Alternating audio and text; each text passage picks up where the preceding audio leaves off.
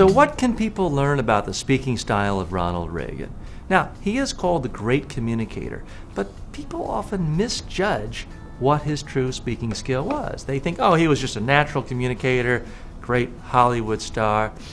That's not really what it was. He brought an actor's discipline to the speaking process.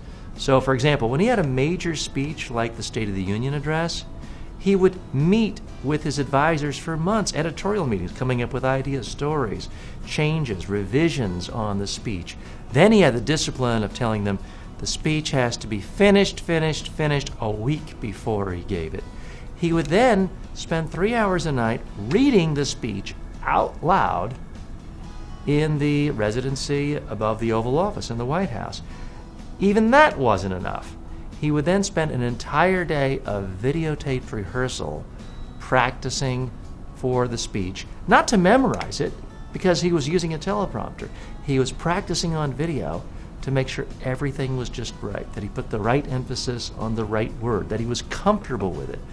And that way, when he was actually giving the speech, he didn't seem like he was reading a teleprompter.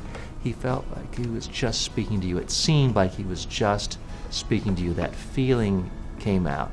And that's why he was so effective. The other thing, he had a rule with his speechwriters. He would say, I don't ever want to talk for more than 2 minutes without talking about a real person with a real problem.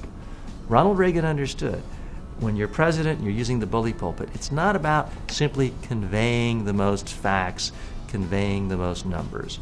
You've got to give people a sense of importance. They've got to visualize it and understand it at a human level.